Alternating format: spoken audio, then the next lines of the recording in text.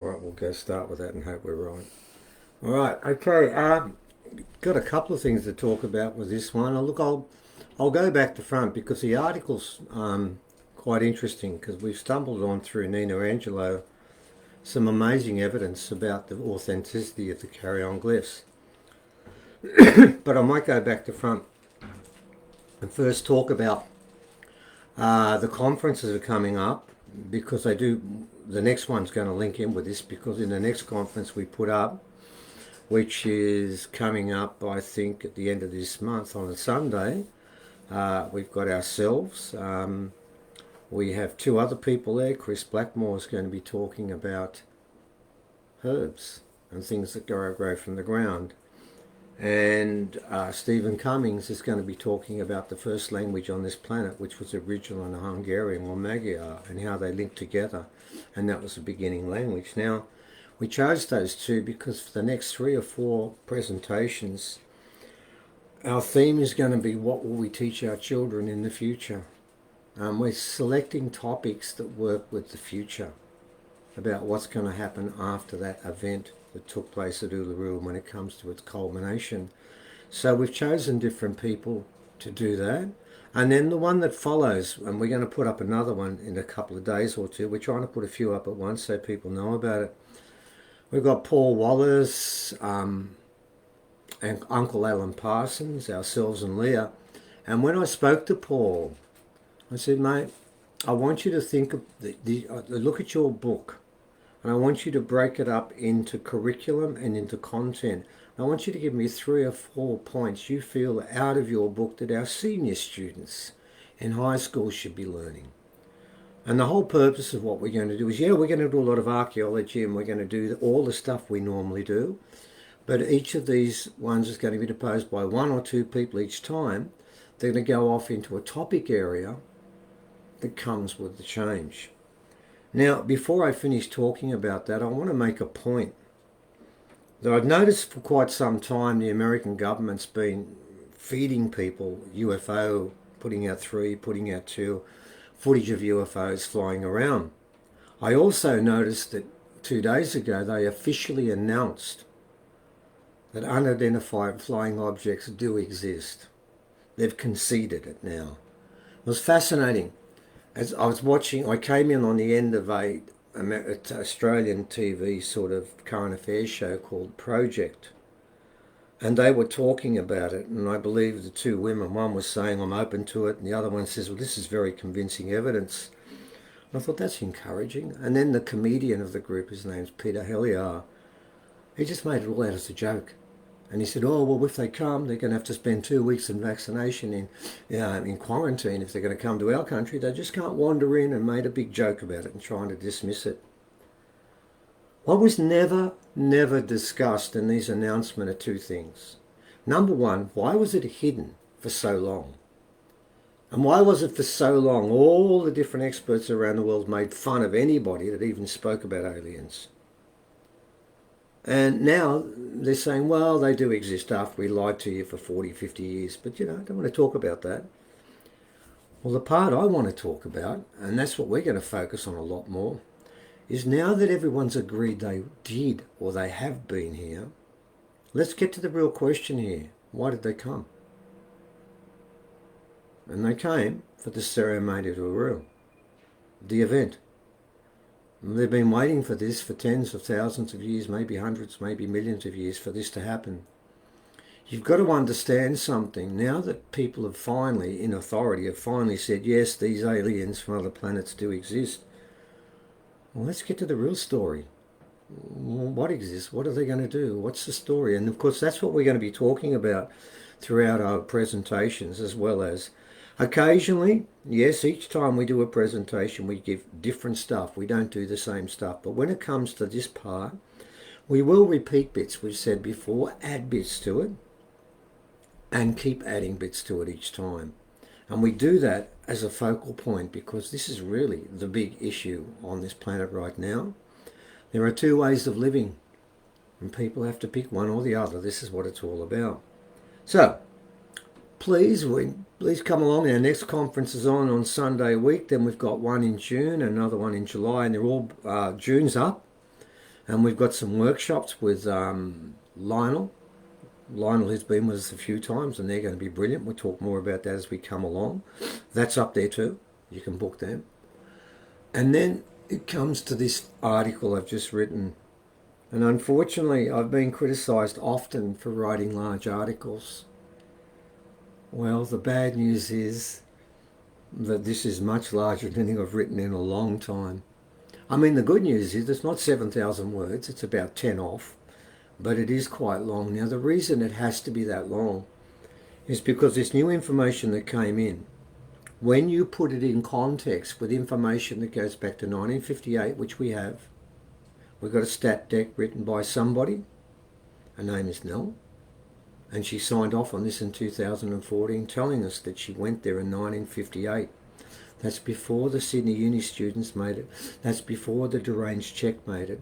That's basically before any of the stories about it being a fake came into existence.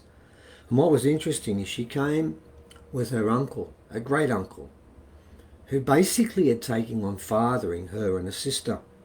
For whatever reason, I didn't go into it, it's none of my business. But she was their father. And he used to take her on journeys into the bush. Now, he did this for one reason, that was his job. He was the secretary of the Flora and Fauna Protection Society of New South Wales, which became National Parks and Wildlife down the line. He was the secretary of the whole damn thing. He was the one who was going out in the country. And he took her there in 1958, and she still remembers it. And she's happy to tell you all about it. And he told her, it's not Aboriginal. He thought, and so did she, because of all the Egyptian stuff there, it was done by Egyptians, which is partially right, but partially not correct. But, understandably, what he didn't say to her was that it's fake. What he didn't say to her is that he did it, or anyone else did it. He took it there and told her he was legitimate, and that was in 1958. We've got another report in 1959 of people seeing it. So this business about being fake is rubbish. But, having said that, what we've done is we've collected 10 names of people who can validate these. And this is called 10 to none. Because the accepted theory about what happened to Kariong being a fake, it was done by unnamed people. An unnamed deranged check. An unnamed group of students from a university or school, which we're not sure about. And all the way along, we don't have a photograph, we don't have a stat deck, and we don't have a signature. And they said that's good enough. Now I'll make a point that even when the deranged check was found, he was found with a chisel walking out of the cave. It doesn't mean he did the whole thing. I mean, it was there. He could have been just scratching it and tidying up and making it stronger, which is what was claimed by one person about the Sydney Uni students. They said that they did go there in 1964 to recarve it. Now, here's the important part. Some information was found by Nina Angelo and passed on to me. And this is from the Director of Antiquities in Egypt. I want you to remember that. It's not from a professor from Sydney Uni who came out in 1982 that had a 101 knowledge of hieroglyphs and looked at it and said, well, I don't know what that is. It doesn't mean a thing to me, therefore it doesn't exist. We've got statements by 3 Egyptians that are versed solely in hieroglyphs, and they all have validated it. But Dia Abu Ghazi was the director of the Department of Antiquities and was in contact with Ray Johnson for at least 18 years. Some people said, oh yeah, he did make contact with it, but he's a racino and nothing came of it. Nothing came of it. We've got handwritten replies by Dia Abu Ghazi, my mistake, because I got it wrong before. We have handwritten replies with her signature next to it, saying, wishing you all the success, I'm fully behind you. She said in one letter, which we've got, and we put the quote in there, that when the book comes out, it'll be sold out and thousands will come to visit this site. She was absolutely perfectly sure this was legitimate. But what's interesting in this story is they didn't speak to her. Now, the academic from Egypt, Mohammed Ibrahim, he wanted to come to Australia, and they've done 3 videos validating that it's legit, and we've posted them up there. He wanted to come to Australia 2 years ago to explain to people, and we were going to do talks with him about why it was legitimate. And the government said, no, you can't come because you're a risk. You'll run off with the fruit pickers and then make a bomb or something. He's employed in a university as an academic, and his expertise is Egyptian antiquity. Have we got anyone in Australia that does that? No, we don't. So what I'm saying is we've got 3 different people, and we've got Dr. Abu-D Aghazi saying it's definitely legitimate.